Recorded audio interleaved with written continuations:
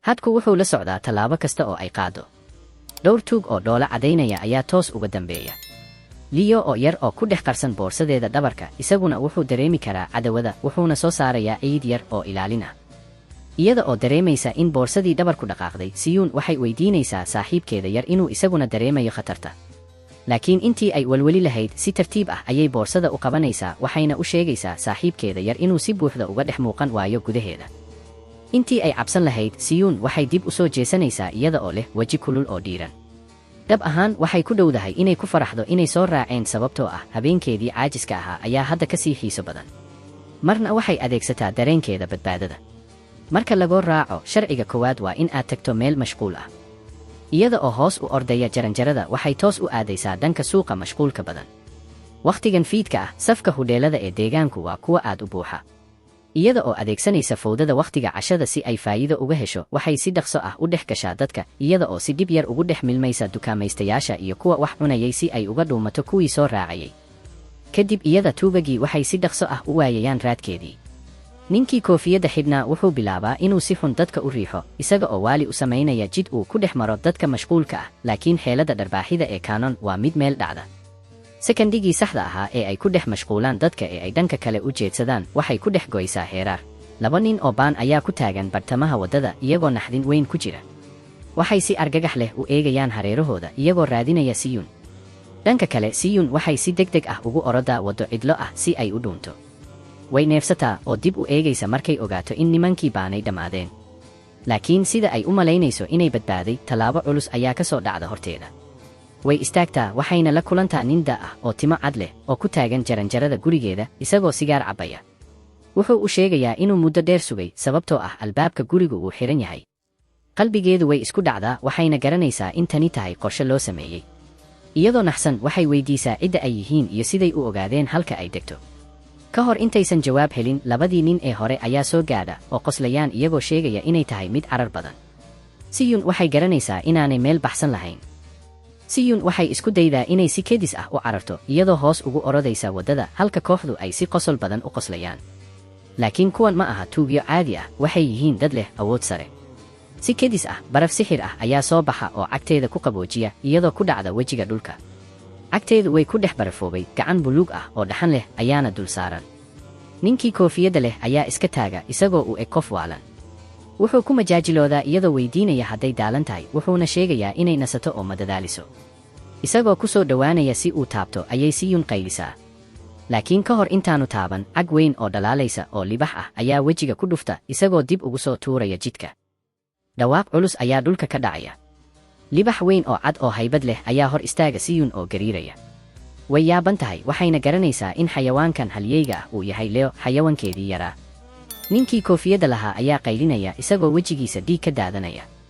wuxuu ku qayliyey saaxiibkiis in macmiilkii ijaariyey uusan sheegin inay la dagaalami doonaan libax weyn oo xoog leh. Leo wuxuu qayliyaa qaylo dhulka ruxaysa. ninkii labaad ayaa baqaya, isagoo ku soo buuxinaya dembiyihiisa si uu isku dayo inuu isdifaaco. laakiin inuu qaabkan weyn haysto ayaa daal badan. kadib muujintiisii geesinimada, tamartii Leo way dhammaanaysaa oo markiiba wuu yaraadaa, isagoo ku soo dhaca dhabarka, wareersan. Siyun ayaa soo qaadata xayawaankeedii yaraa oo si degdeg ah u eegaysa hadduu fiican yahay. ninkii timaha caddaani waa niyad jabay, wuxuuna yidhi, waxaan u malaynayay inuu noqon lahaa wax gaar ah. isagoo farta ku dhufanaya, wuxuu muujiyey awooddiisa. xabo geedo ah oo afaysan ayaa dhulka ka soo baxay, iyagoo ku wareegaya Siyun. wuxuu ku majaajilooday in libaxu uusan 11 ilbiriqsi hayn qaabkiisa weyn. geedaha waxay ku wareegayaan Siyun, iyagoo ka dhigaya qafis fiiqan. iyadoo si dhow ugu haysa Leo, waxay ninka uga digtay inuu fogaado, laakiin diggeedu waxba kama tarin. ninkii timaha caddaani wuxuu u sheegayaa Siyun inaysan wakhtigiisa lumin. wuxuu siiyey doorasho, ama ay libaxa dhiibto ama uu ka qaadi doono meydkeeda. isagoo ku soo dhowaanaya ayaa indhaha Leo soo iftiimeen, waxaana kiciyey farsamadii loo yaqaan stellar warp. wareeg weyn oo iftiin baaquli ah ayaa soo baxay, waxaana Sijen ku soo baxay meesha, isagoo ku dhuftay wejiga ninka timaha cadda. awoodda weyn ayaa ninka ku tuurtay qashin qubka. Sijen ayaa u jeestay walaashii, isagoo ka raali gelinaya inuu soo daahay, wuxuuna weydiiyey hadday iyo Leo wanaagsan yihiin. ninkii labaad waa wareersan yahay, isagoo la yaaban halka uu nin xooggani ka soo baxay.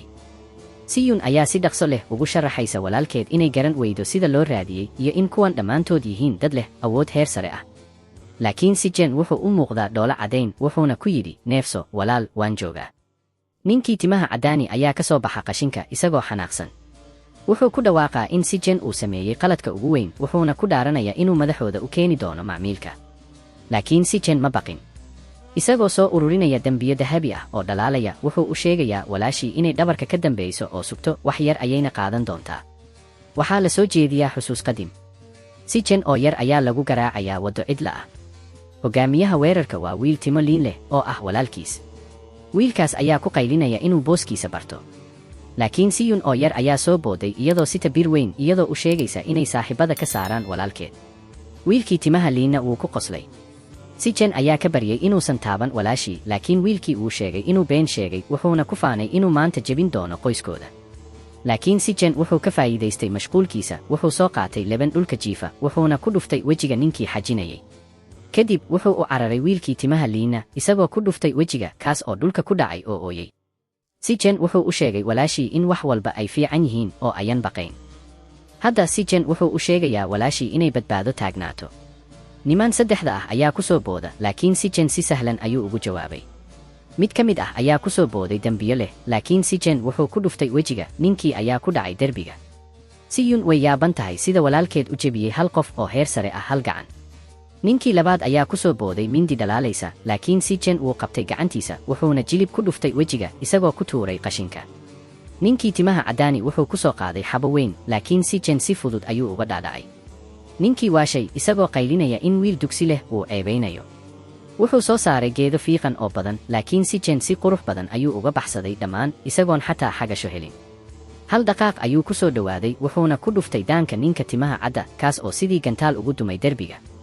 isla markiiba ninkii koofiyadda lahaa wuu suuxday, ninkii labaadna wuu ku dhacay derbiga. dhammaan halista waxaa la baabi'iyey wax ka yar hal daqiiqo. si Jen wuxuu iska maray dharkiisa, wuxuuna u sheegay walaashii inay guriga la tago Leo, isagoo ballan qaadaya inuu niman u geeyo saldhigga booliiska. Siyun way aqbashay, iyadoo si dhow u haysa libaxeeda. saacado kadib, ninkii timaha caddaani wuxuu soo toosay isagoo ku xidhan tiir, dhammaantoodna gacmahoodu waa xidhan yihiin, hubkoodana waa laga qaaday. si Jen ayaa kor jooga isagoo eegaya, iyagoo sugaya in wax walba si nabad ah u dhammaadaan. ninkii timaha caddaani ayaa soo toosay isagoo weydiinaya halka ay joogaan iyo sababta loo jiiday meeshan godoonsan. ninkii koofiyadda lahaa ayaa cabanaya, isagoo sheegaya in madaxiisa jabay uu u eg yahay sidii uu kala dhumuc lahaa. laakiin si Jen waxba kama dhaqaaqin cabashooyinkooda. wuxuu si qabow u weydiiyey hadday ka tirsan yihiin ururka buurta madow. isagoo og inaanay faragelin lacag la'aan, wuxuu si toos ah u weydiiyey cidda maalgelisa qorshahooda ah ee ay ku doonayeen inay afduubtaan walaashiis. ninkii dhaawacmaa ayaa ku qoslay dhiig, isagoo diiday inuu hadlo. wuxuu si kibrin leh u sheegay in cambaaraynta ay tahay xukun dhimasho shaqadooda, sidaas darteedna uusan doonaynin inuu afka furo. laakiin si Jen waxba kama dareemin.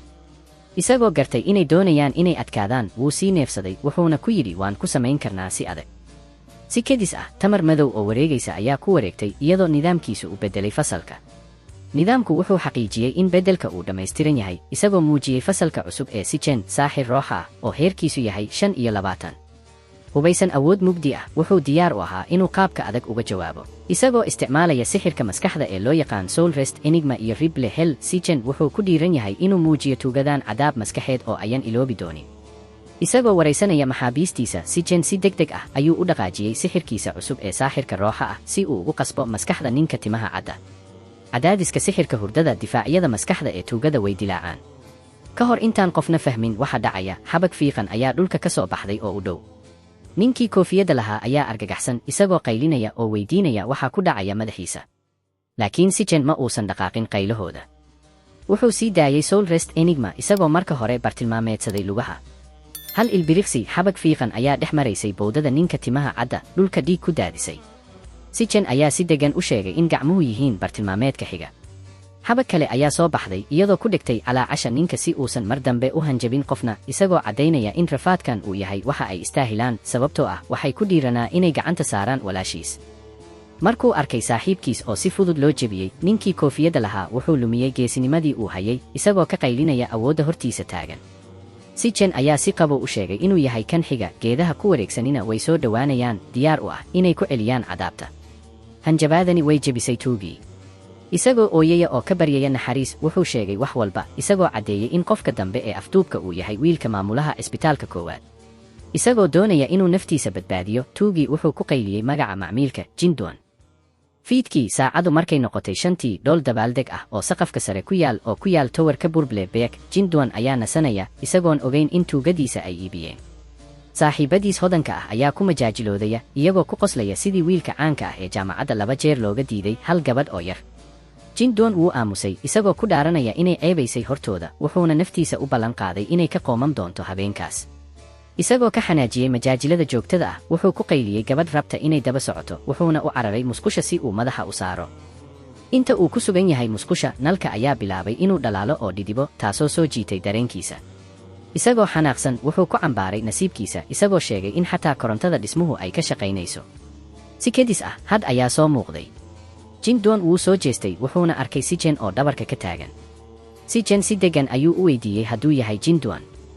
hoosta qolka ilaalada, waardiyayaashu waxay sheekaysanayeen sida carruurta hodanka ah ay u iibsadeen dabaqa sare oo ay u damiyeen dhammaan kamaradaha amniga si ay ugu dabaaldegaan si gaar ah. mid ka mid ah waardiyayaasha ayaa soo dhowaaday isagoo ku sheegaya war xun in gabdho badan oo kor joogay aysan soo socon rabitaankooda, laakiin lagu soo jiiday dabin. markuu maqlay, waardiyihii kale way yaabay. kan warramay ayaa xaqiijiyey isagoo sheegay inaan wax badan ka fogayn arday gabadh ah ay isdishay kadib markii lagu xadgudbay mid ka mid ah dhool dabaaldegyadan, waxaana qoysaska hodanka ah ku aaseen xaalka lacag aamusin. wuxuu uga digay saaxiibkiis inaanay marin habaabin dharkooda qaaliga ah iyo wejiga quruxda badan, sababtoo ah albaabada xiran, carruurtan qariban waa uun xayawaan. dhanka kale, musqusha, Jinduan ayaa argagaxsan isagoo weydiinaya cidda soo gashay, wuxuuna ku hanjabay inuu wici doono booliiska. halkii uu ka jawaabi lahaa, Sijen wuxuu si degan u soo saaray telefoon wuxuuna wacay. Jinduan ayaa cabsi weyn ku dhacay markuu arkay telefoonkiisa oo ka soo wacaya lamaanihii tuugada, Blackie. isagoo haya telefoonka tuugada, Sijen ayaa ku eegay isagoo caddaynaya in Jinduan uu yahay kan dalbaday weerarka walaashiis. Jinduan waa naxay wuxuuna weydiiyey waxa ku dhacay Blackie, laakiin jawaabtiisa waxay ku imaanaysaa qaab aan la filaynin. asxaabta, haddii uu maanta muuqaalku gaaban yahay yaan aniga lay qabsan wayo 3 part ayaan ku sameeyey muuqaalkan oo keliya, waxaa inoo hadhayna waa 3 part oo keliya. marka iiso sheega man hawada aan idin soo qulasan laha marka aan sida u dhammayno. wana aad ku mahadsan tihiin muuqaalkii shalay sida aad meel dheer u gaadhsiisa. waxaana aan idiin xasuusinayaa in aad subscribe channel ino tidhaahdaan waa inoo iyo xalqada 20aad.